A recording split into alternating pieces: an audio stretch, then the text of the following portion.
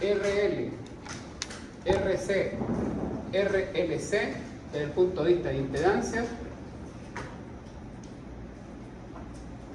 desde el punto de vista de voltajes y desde el punto de vista de potencia. Tenemos ahí, luego tenemos paralelo, lo mismo, RL, RC, RLC, exactamente lo mismo, impedancia, voltaje y potencia. Estos dos son fundamentales para circuitos mixtos. Si se queda esto en el tintero con respecto a eso otro, no pueden resolver. Ahora, ¿cómo yo paso los contenidos? De la forma siguiente: formulados, la 2, y desde el punto de vista de solución compleja.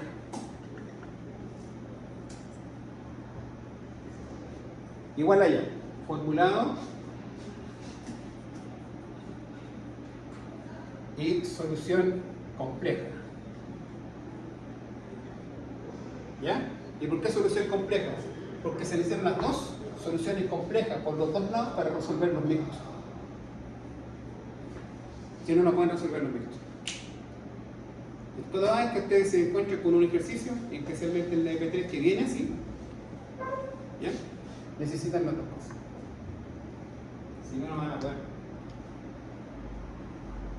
Entonces, ¿dónde estamos nosotros? ¿Cuál es el nicho en el que estamos nosotros ahora con los PPT? Nosotros con los PPT estamos aquí ya. Esto está listo.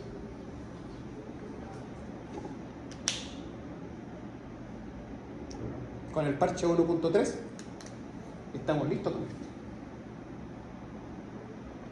Y ustedes en este momento en serie alterna con el profesor están recién viendo esto. Formulados. Todavía no lo están viendo en complejo. Y nos quedan 9 clases. Entonces yo quiero ir avanzando, pero la idea es que no se me pongan en asistencia, porque si se me ponen en asistencia no van a pescar todo el grupo completo y no se van a sacar. ¿Ya? ¿No hay clases hasta la F3? La idea es que llegue el contenido a la máxima cantidad de su curso, ¿ya? De su bloque, de forma que esta cuestión la puedan aplicar. No lo encuentro con la novedad después que no, es que el típico que yo me encuentro en la otra asignatura, no, es que se lo vimos como una pinceladita nomás. Ah, pero yo, oiga, tiene que resolver. Yo le pongo dos transformadores en delta y no me lo pueden resolver. Le pongo un transformador delta entrando en delta y otro transformador saliendo del triángulo y no me lo pueden resolver porque es todo fasorial. Entonces esta cuestión me preocupa. ¿Ya? Me preocupa harto. Y es por eso que le tiré un torpedo al jefe de carrera, un torpedo avisando, oiga jefe, mi EP, la 2, 500 contenedores. No sé cómo están en otro lado, pero mi EP2, esto. Para la par con la unidad como de profe, ¿no podría ser algo así como una guía de la EP2 que va a realizar a sus alumnos para nosotros evaluarlo como... Sí, se la envío. Sí, sería o si la EP2 que está en el sistema, ya no. Sería ideal, para saber cómo estamos preparados. Ustedes están retrasados. Sí, me parece. Porque en este momento estamos resolviendo nosotros aquí. Profe, le tengo una pregunta. Yo sé que nosotros como curso, por a mala gracia que tuvimos de tener al profesor que en sí es bastante deficiente en alguna área y para más remate nos está haciendo 2 clases y usted se está dando cuenta que verdaderamente sí estamos atrasados y nos falta el contenido y eso igual nos afecta. ¿Cómo podemos nosotros arreglar eso como curso? Porque al fin y al cabo somos nosotros los afectados que no nos pasa la materia y en el último segundo de la última media hora de la clase, antes de la prueba de la próxima semana, hoy saben que tienen una prueba de esto por si acaso, miren, esta es la forma de esto, traten de ver cómo lo van a hacer, porque para la próxima clase tenemos que ejemplar esto. Entonces, aquí es lo que digo, estamos siendo afectados porque un profe al fin y al cabo no nos lleva a la par al contenido. Contenido que después nos van a exigir en las pruebas que les tira el instituto. ¿Cómo es que podemos avisar, negociar o de qué forma podemos ver de que se entienda de que nos van a pasar una prueba y que el contenido no hemos sido nutridos nosotros al 100% de eso? Tienen que elevar eso al jefe de carrera porque resulta que el profesor en algún momento, la delegada tiene que conversar con el jefe de carrera y decirle, mire, estamos en este horizonte y las unidades no están siendo... Las unidades se entregan al principio del semestre y el profesor tiene que organizar su semestre en base a las unidades y para eso hay una planificación una planificación didáctica. La planificación didáctica va de clase a clase con los contenidos. Entonces, si el profesor se saltó eso, después empezamos de carreritas para el baño. En lo ideal, nosotros estábamos pensando pedirlo para el próximo semestre en sí, pero eso no arregla lo que va a pasar este semestre. O sea, sí. Ahora, yo me doy la pena de hacer los PPT, de hacer los formularios, porque resulta que yo entiendo, yo estoy en una ventaja respecto a la mayoría de los docentes. Yo fui alumno acá, sé lo que el alumno necesita para aprender. Entonces yo lo aplico de esa forma. Entonces de repente los PPT los hago tan amigables como para que entre todas las materias. ¿Ya? Ahora, en la última clase nosotros hicimos la mirada del parche 1.3 que lo resolvimos en el pizarrón, que es un poco desordenado, ¿cierto? Y de todas maneras le mandé el parche 1.3 en el recetario, cosa que quedara ya ordenadito, ¿ya? De repente el alumno me dijo, oye, no estamos desordenados. Por ahí el alumno me dijo eso. Entonces, le envié el parche 1.3 a propósito de eso. Ahora, yo no sé si acaso será necesario que repasemos ese parche 1.3 con la mirada desde el punto de vista complejo, porque de todas maneras lo van a tener que hacer. En estos momentos con el profe están en serie en resolución de fórmula recién, por la rectangular y la obtención de la impedancia Z por la raíz de x r cuadrado más xl o xc al cuadrado raíz, pues ahí obtienen la impedancia. Esos son formulados. Pero la otra mirada que tienen que tener ustedes es respecto al manejo de complejos, porque resulta que ahí está algo que tiene que ver y está vinculado con el tema, que es justamente la parte fasorial angular. Entonces, si ustedes no tienen la parte fasorial angular y resueltan los ejercicios, después, de igual forma, en paralelo, se genera el problema. Ahora, yo tengo la PPT en paralelo, la puedo pasar ahora con las dos miradas también, RL y RC. Hasta RC, todavía no es RL. Terminé a las 4 minutos. ¿Solo es paralelo? ¿Ah? ¿Solo es paralelo la RC? ¿O es serie igual? No, la EP2 que yo estoy haciendo es serie. Yo recién ahora voy a pasar, después de la ET, voy a pasar el circuito en paralelo con la mirada formulada y la mirada. O sea, lo que queda después de la ET2 va a pasar paralelo y mixto. Paralelo y mixto. De ahí yo cierro, ahí ya cierro el semestre, ¿ya? Porque resulta que se puede dar el caso de que realmente vamos a mandar a las carreritas después, pero no va a quedar tan... Pues ahora usted quiere un guía, yo le hago una guía, para que puedan trabajar polar rectangular, rectangular polar. Sabemos, y no sé si acá ustedes ya están al tanto respecto a la operación, ¿ya? O sea, si yo quiero sumar, yo sí o sí lo tengo que trabajar con rectangular. Y si yo quiero restar, también tengo que trabajar con rectangular.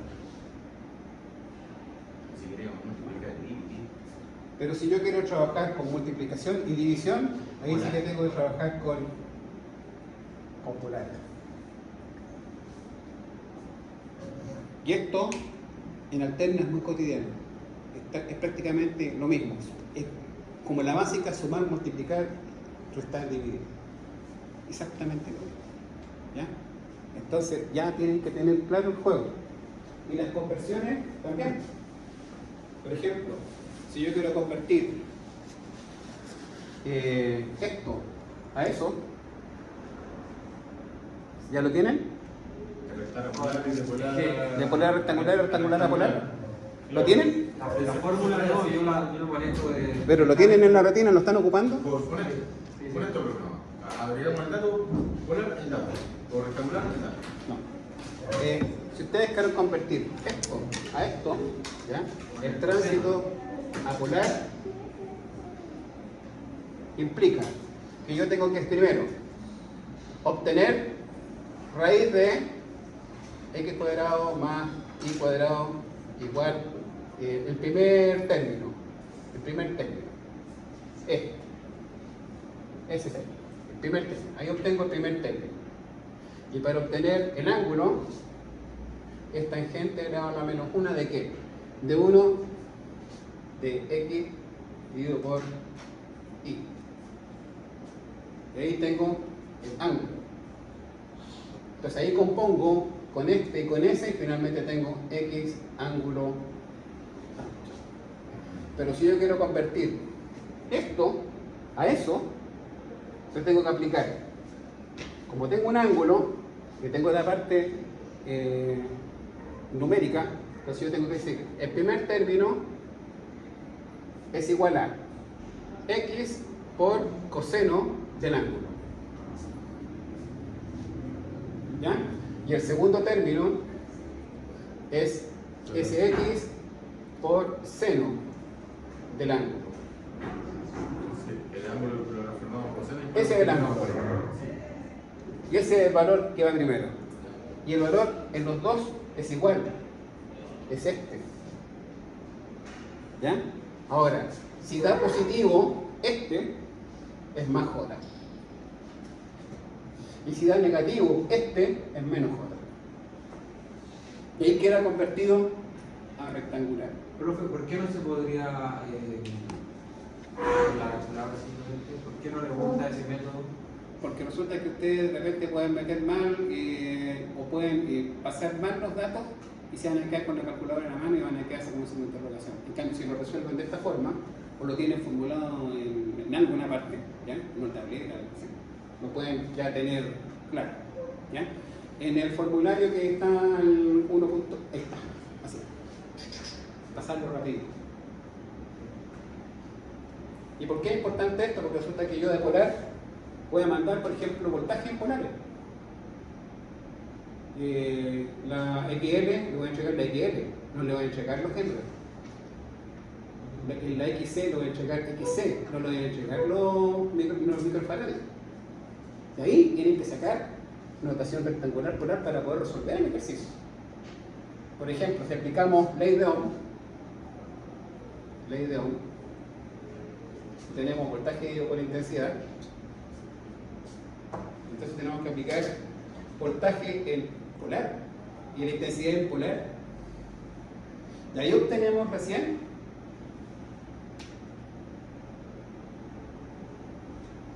el andón buscando.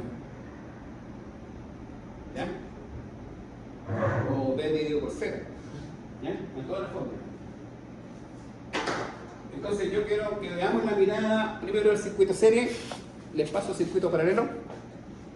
¿Qué te dice el circuito resistencia RLC? El último. Al último. Circuito resistencia RC, serie, RC y serie y resonante. Claro que ahora se lo voy a pasar ordenadito. ¿Ya? Entonces, ojalá que esté controlado. Veamos, iluminación, pues. Tendríamos. Resistencia en fase, serie RC, RLC y resonante. El que es número 8. El 8 que dice 9 del 10 del 25. Circuito de paralelo. Es. ¿El 8? ¿Tengo hasta la de 7 no? Ah, 7, ya. 7 entonces. 7 del 30 del 9 del 25. Y yo siempre voy avanzando una estacional. Entonces teníamos el parche. El parche. Vamos a ir al tiro.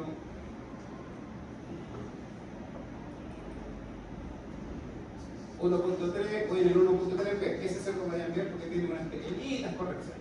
Los parches siempre los voy, lo llamo parche porque siempre los voy modificando de a poco. ¿Ya? Entonces, damos serie, serie, si me paso, RC, RL. Ahí está el parche, ¿ya? Habíamos dicho que en el circuito RL, ¿ya? Si yo pongo un BDT,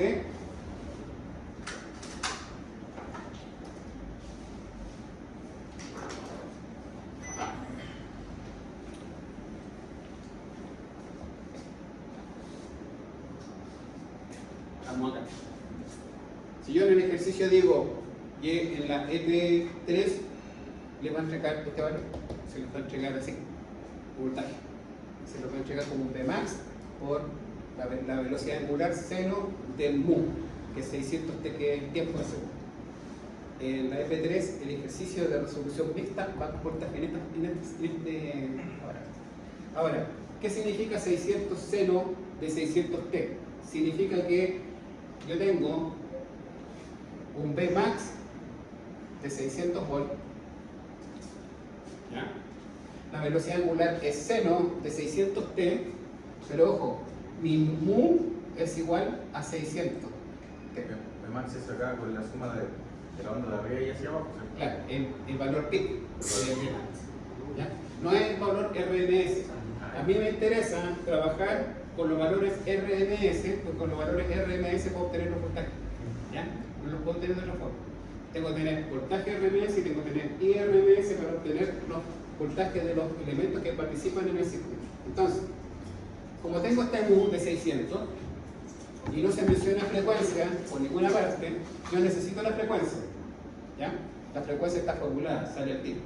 Pero la frecuencia es igual a ¿qué? La frecuencia es igual a lo siguiente. Frecuencia, a ver, primero veamos lo que es el mu, ¿ya? El mu, sabemos, por fórmula, el mu es igual a 2 por pi por frecuencia. 2 por pi por frecuencia. ¿Saben qué es eso? 2 por pi por frecuencia. Entonces, ese 2 por pi por frecuencia es igual a, en este caso, 600. Si yo quiero despejar la frecuencia de esa fórmula y reemplazarla por el mu, entonces lo que tengo que hacer es, frecuencia va a ser igual entonces a 2 por pi. 2 por pi Por mu. Dividido mu. Dividido 600. Dividido mu. y eso me da, ¿cierto?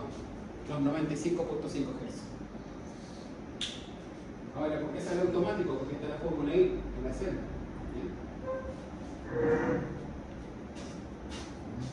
Ahí está. El valor del mu dividido por 2 por pi. ¿Ok? Profe, ¿mu siempre es 600? No. Porque yo le puedo asignar cualquier número. A este mu, yo puedo decir, el mu le vamos a colocar ahora depende de la frecuencia. 314. 314T es igual a 50 Hz. Depende de la frecuencia. ¿Ya? Yo lo puedo dar, el mu lo puedo dar como mu o lo puedo dar como frecuencia. Yo les puedo decir, mi valor RMS es 220, ¿ya? Con 50 Hz. Y lo pongo así en el ejercicio. Y con eso ustedes se manejan. En este caso puso los dos que eran 600 por cuadrado, ¿no? No, es que es necesario que ustedes lo entiendan. ¿Ya? De esta forma. Porque es una notación muy común encontrarla en circuitos de corriente media. Entonces tenemos la explicación del por qué se indica de esta forma. ¿Ya? Entonces tenemos un Vmax de 600. Eso quiere decir que el valor del voltaje RMS que yo necesito, mi VRMS, va a ser igual a ese Vmax dividido por raíz de 2. Ya iba a tener yo mi voltaje RMS, porque con este voltaje RMS, 600 dividido por raíz de 2, yo voy a poder sacar la intensidad en RMS.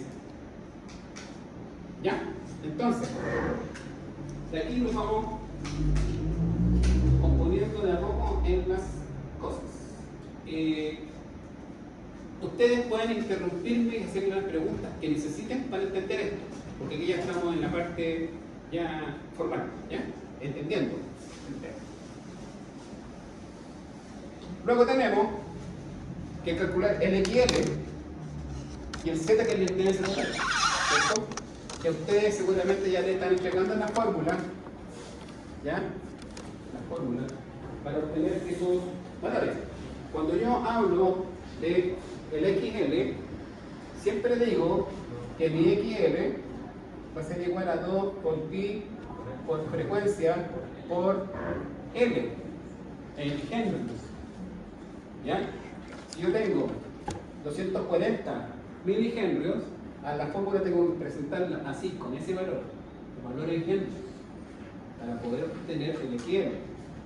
No se vale colocar 240 milihenrios porque la fórmula de ahí no se comporta como debería y no va a entregar el valor de XL. Pero eso es solamente cuando en el Excel o en general. No, esto, el ejercicio representa el ejercicio formal como es el circuito RL.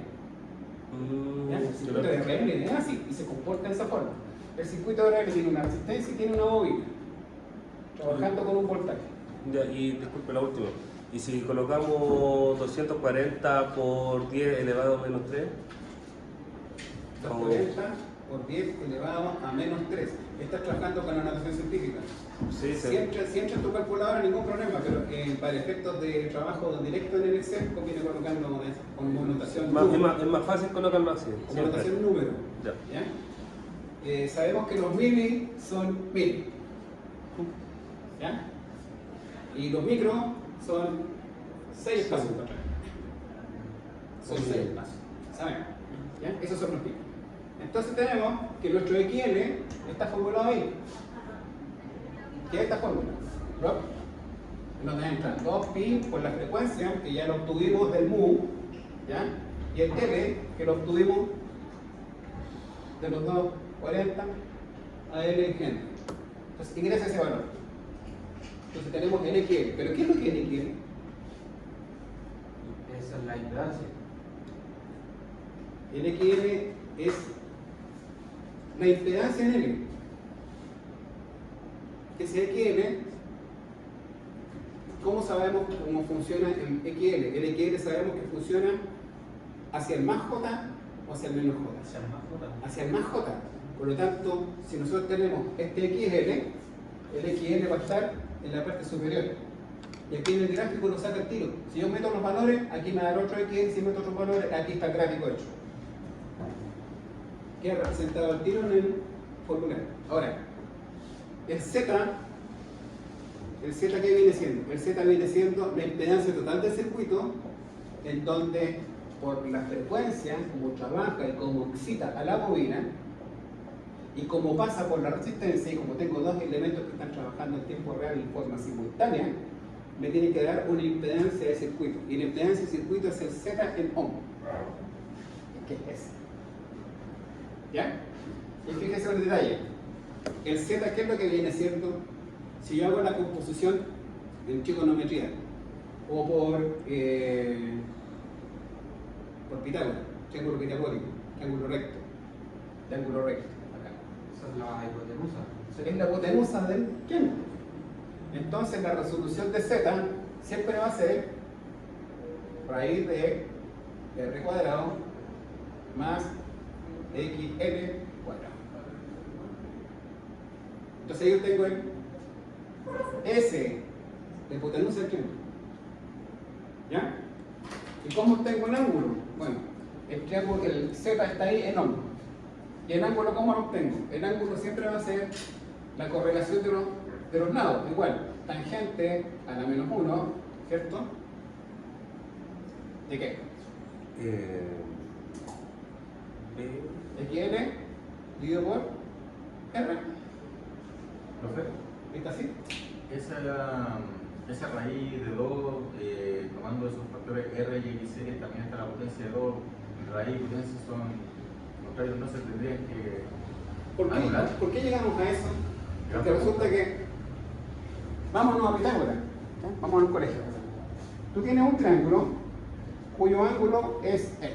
Sí. Y tienes el lado A, el lado B y el lado C. ¿Y qué decía Pitágoras? Pitágoras decía C cuadrado es igual a cuadrado más B cuadrado. Entonces tú, si quieres obtener C solito, esta raíz pasa al otro lado como C cuadrado, pasa al otro lado como raíz. ¿Ok? Porque necesitas este C solito, sin expresión, sin un valor, una potencia. Entonces sería Z es igual a raíz cuadrada de R. Z es esto, la hipotenusa del triángulo. Y para obtener el ángulo, ¿qué es lo que digo yo? Digo, tangente. ¿Pero qué es tangente? Tangente es la relación, pero vámonos primero a tangente, después nos vamos al menú. Tangente es la relación de los lados. Tangente solito, tangente del ángulo, ¿ya? De alfa, en matemáticas es A dividido por B. ¿Ya? Pero si yo tengo este valor, voy a tener un número 0,0 decimal. Yo necesito el ángulo. Para obtener el ángulo, entonces hago arco tangente, que es tangente a la menos 1 de ese resultado, A dividido por B. Y eso me da XA. Aplico la función inversa y obtengo el ángulo en grados. Y ese es el sentido de por qué nosotros resolvemos pitagóricamente esa relación, el Z, y cómo resolvemos el ángulo. Y dependiendo de las variables, nos va a dar, por ejemplo, en el caso del circuito de RC, nos va a dar el ángulo negativo. ¿Ya? Entonces, eso quiere decir que este triangulito de las impedancias va a quedar el Z para abajo, no va a quedar para arriba.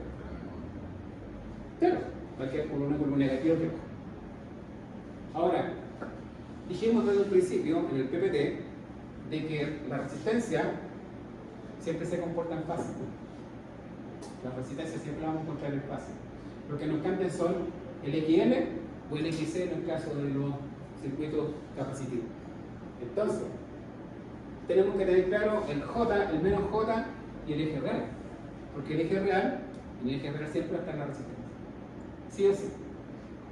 Ahora, ¿por qué la mayoría de los casos en el análisis de la corriente alterna se hace un circuito de resistencia con algo? Porque nosotros cuando tenemos que calcular necesitamos anclar una variable.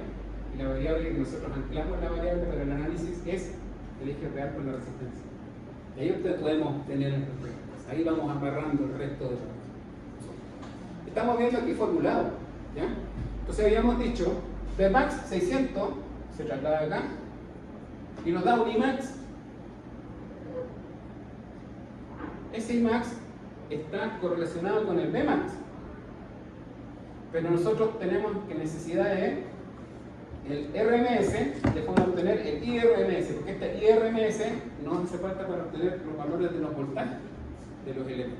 Entonces, ese Imax se saca con el nivel, ¿no? O sea, con el voltaje max. Imax es igual a ¿qué? C439. El voltaje máximo, ¿ya? Dividido por C433. C433 es el Z. Esa es la fórmula del I, ¿ya? El I max es igual voltaje max dividido por Z. El IRMS es voltaje RMS dividido por Z. Y si yo obtengo mi Imax y lo quiero pasar a IRMS, lo tengo que dividir por raíz de 2. Ahí tengo mi IRMS. O directamente ocupo voltaje RMS, lo divido por Z y ahí obtengo mi IRMS. ¿Ya? Eso está en el PPT. ¿Ok? el Imax es igual al voltaje máximo dividido por Z, que es la impedancia total del circuito. ¿Ya? Y si ustedes dividen 600 por 187,45 nos da esto. Nos da 3,2. Y si yo este 3,2 lo divido por raíz de 2, me da IRMS.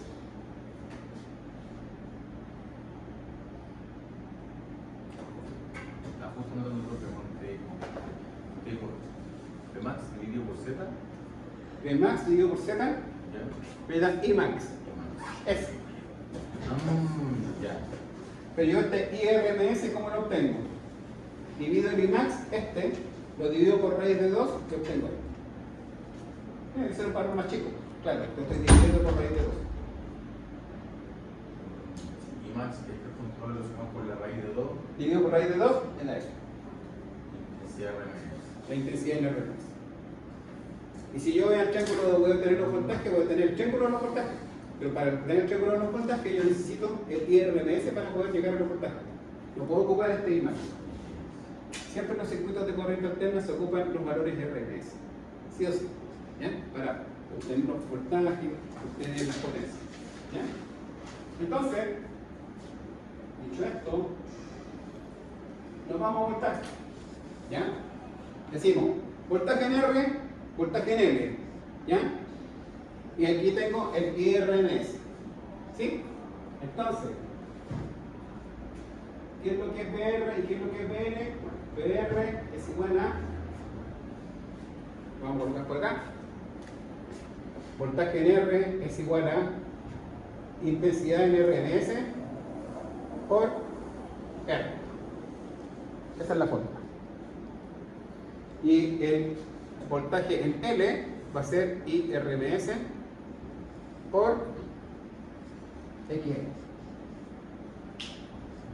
Y ahí voy a obtener estos dos. Esos. Y están formulados ahí en la celda.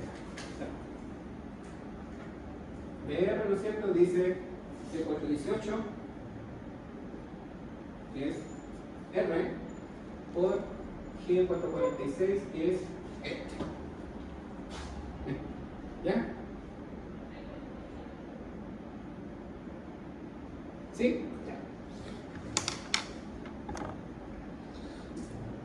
Entonces,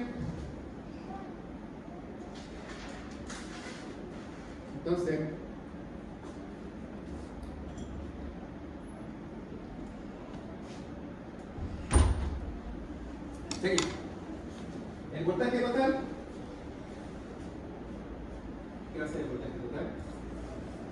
Otra vez, pitagóricamente hablando, es la raíz de BR al cuadrado más BL al cuadrado raíz. Entonces ahí tengo B total, que es la hipotenusa. Y obtengo el ángulo como tangente de BL dividido por BR y me da los grados. Y ahí después yo puedo decir, el triángulo del voltaje está compuesto de esa forma. Está hacia arriba con un voltaje positivo, en donde el voltaje total es la diagonal o la hipotenusa. Como base tengo un voltaje en R que está en fase y el BL que está en el más J. Entonces, el voltaje RMS, ¿no? Voltaje RMS. Sí, voltaje RMS. Por eso es que es importante tener el IRMS para amarrar finalmente los valores IRMS. Entonces, tenemos fasorialmente, ¿qué es lo que pasa ahí? Con ese triángulo de los voltajes. Profesor B2 de ¿qué es? B total. B total. B total. B total. ¿Qué es lo que pasa fasorialmente con eso? Si yo me pongo a analizar la onda,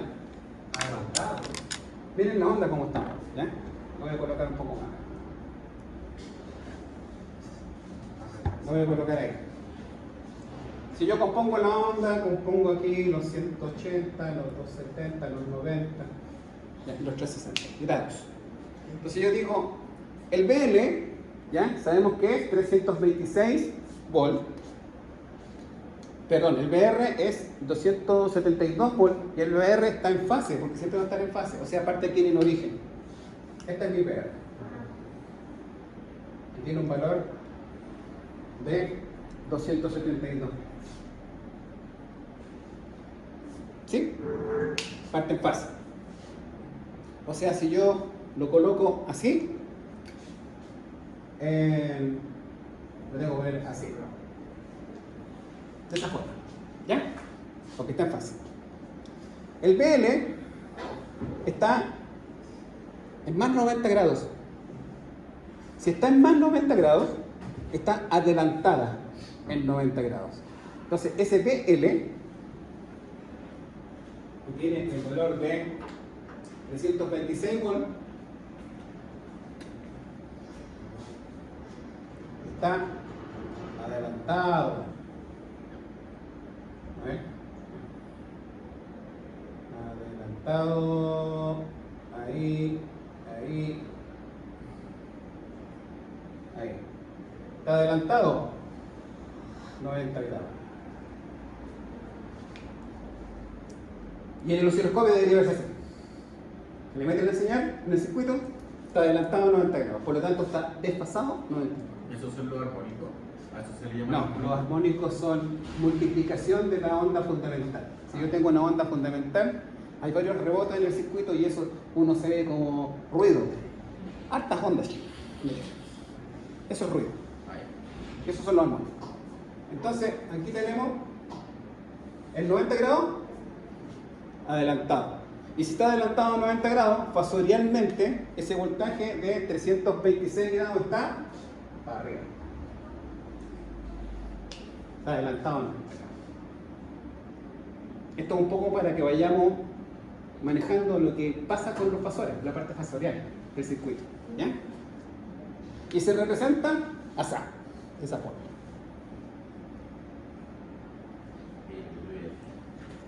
Y el voltaje total del circuito, ya, este es mi BL,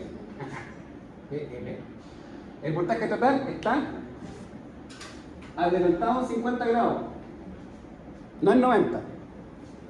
Ya, y el voltaje total dijimos que es 424. Entonces, si yo lo dibujo ahora, voy a dibujar el negro. ¿Ya? Si aquí yo tengo 90, si es 50, está por ahí. Por ahí está. Entonces, si yo le hago esto, ahí, lo marco ahí, lo marco acá. Entonces, yo digo. Tiene que atravesar la otra. Estoy mal. Sí, tiene que colocar la línea al otro lado. Ahí. Ahí. Por ahí. Entonces, si son 400 y tanto, bueno, no lo voy a hacer en escala, pero la onda anda por ahí. A ver.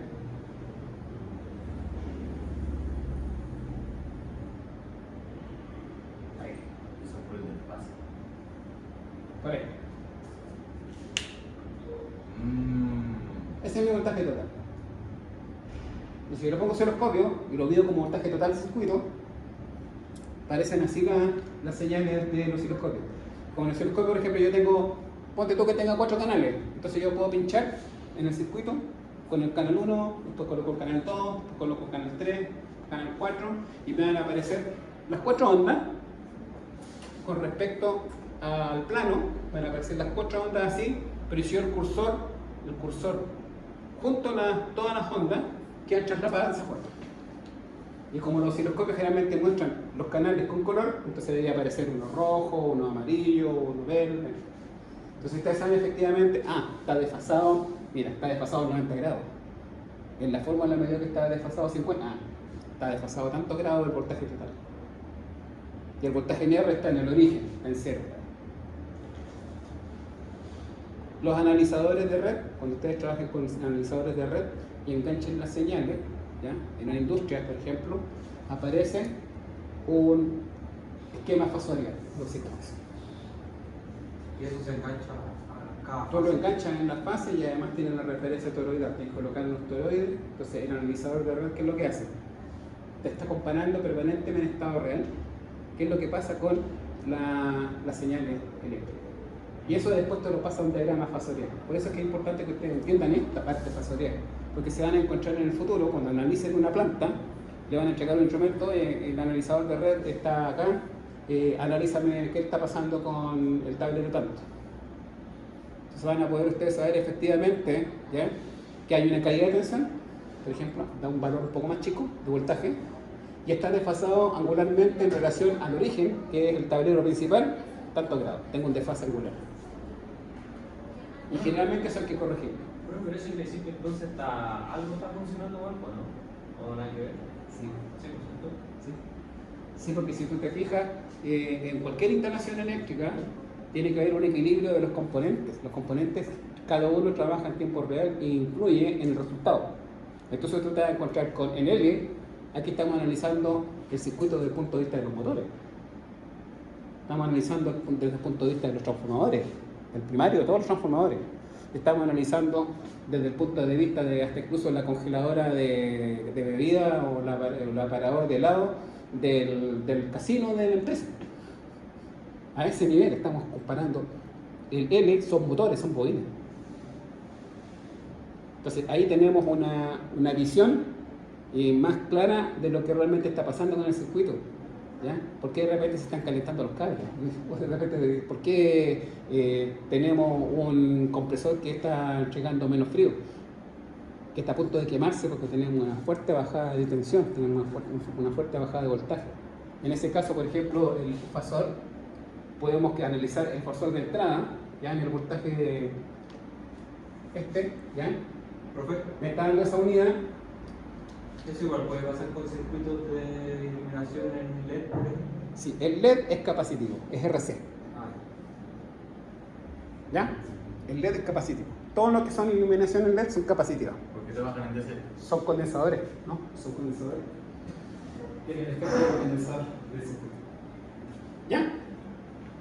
Esto es como para que ustedes se vayan dando cuenta para dónde van y por qué. ¿Por qué estamos haciendo esto? ¿Ya? Ahora, tenemos voltaje. Hicimos voltaje. Y la onda, y el fasor, sabemos cómo es el tema. ¿Ya? Entonces, tenemos los voltajes en R, voltaje en L, voltaje total, el ángulo. Y ojo que cuando analizamos el triángulo de la impedancia y ahora el triángulo de los voltajes, fíjense que el ángulo siempre va a ser el mismo.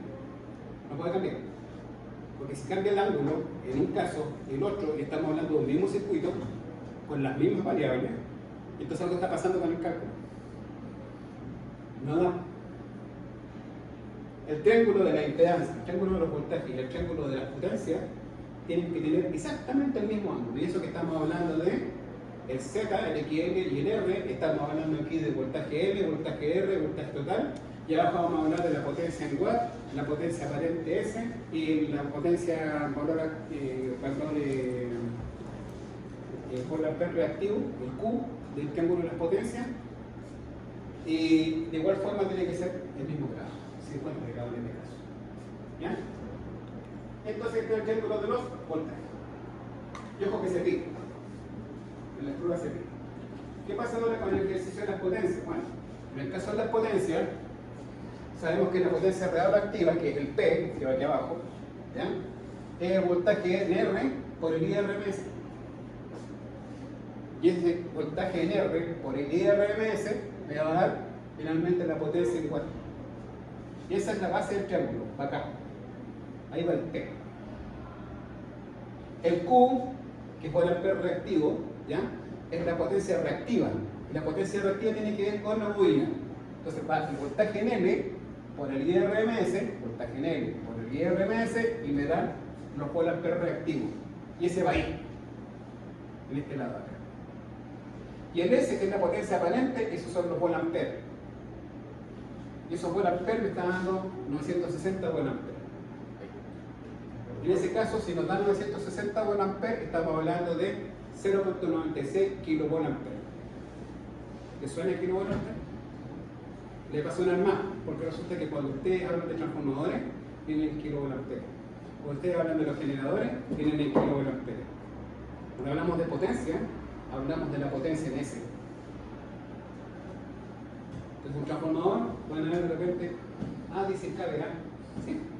Cuando ustedes ven el transformador un valor tanto, por 40, 160, 700 kVA, 1000 kVA, ahí también dice 1000 y al lado dice kVA. Se refiere a la potencia del transformador, pero se refiere a esto. No se refiere a la potencia activa, se refiere a la potencia aparente del transformador. Con ese valor podemos sacar la potencia. Con ese valor sacan todo, ¿ya? El ángulo. Sí, porque, mira, tienes que despejar primero por amper reactivo y el watt para sacar la potencia aparente, porque están relacionados los tres. Y el ángulo, 50 grados. O sea, estamos en el ejercicio. ¿Ya? Ahora me voy a detener un poco en el factor de las potencias. ¿Ya? Hablemos del factor de las potencias. Cuando nosotros hablamos del factor de las potencias, nosotros asumimos que tenemos circunscrito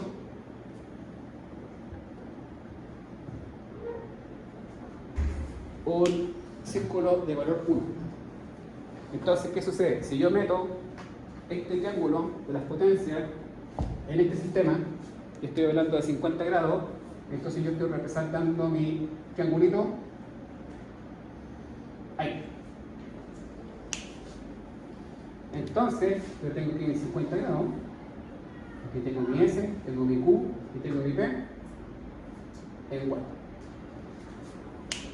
Entonces, en este caso, la potencia, ¿ya? El coseno de phi, el coseno del ángulo, ¿ya? No es 1. Y si yo tengo una instalación alterna, por ley, el coseno de phi debe estar 0,93.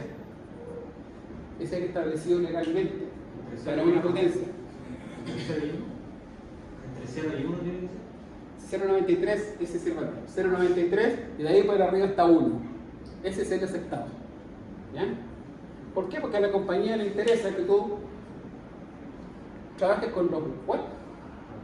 No consumas más la potencia aparente, porque si tú consumes más la potencia aparente no te la están cobrando. Te están cobrando aquí abajo. Y mientras más se abre el ángulo, menos potencia aparece en el medidor, pero está ocupando más el S.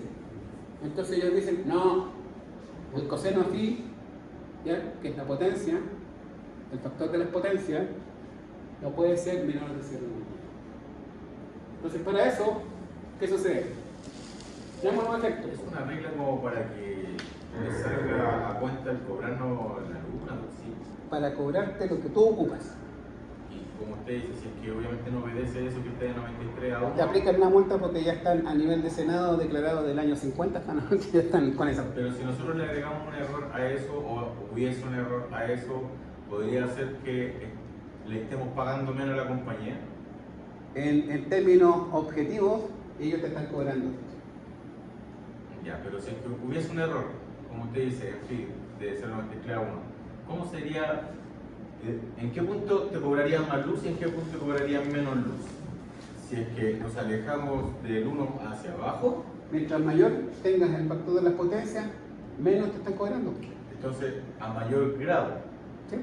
¿Y cómo vemos el grado afectando phi? Porque este es fijo. Ese es el ángulo. Ya. Entonces, ¿qué sucede?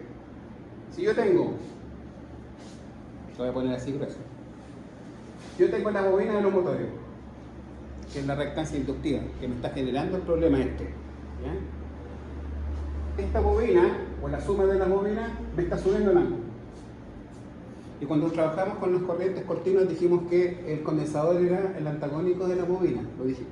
Entonces, yo necesito calcular un condensador que me empuje para abajo este triángulo. Por eso el banco condensador. Por eso el banco condensador. Entonces, ¿qué sucede? Si yo le pongo el condensador y calculo el condensador para que mi coseno phi sea de 0,93 o hacia 1, ¿qué es lo que estoy haciendo? Estoy achicando el grado. Y si achico el grado, ¿cierto? Me acerco a 1, porque es el radio. Entonces la compañía No tiene problema con eso porque la compañía me va a cobrar ahora esto. Para eso se hace el factor de la corrección del factor de transpotencia. ¿Ya? Profe, ahí en potencia aparente la fórmula que aparece ahí es W elevado a 2. Watt al cuadrado más Volt-Ampere reactivo, que es este, al cuadrado raíz. Es la diagonal. La diagonal del al triángulo. cuadrado, ¿cómo es? Es la diagonal del triángulo. Volt-Ampere reactivo, que es este, al cuadrado. Y el Watt está ahí. Es que arriba en la potencia veo 22, entonces por eso no VAR 22, elevado a 22. Ah, sí. Elevado a 2. Ya. Al cuadrado.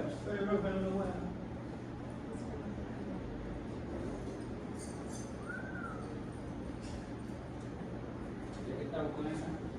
Ya. Ahí está. ¿Ya? Gracias. Ahora, la mayoría de los motores, ustedes ven las placas de los motores, dicen coseno phi de 0,8.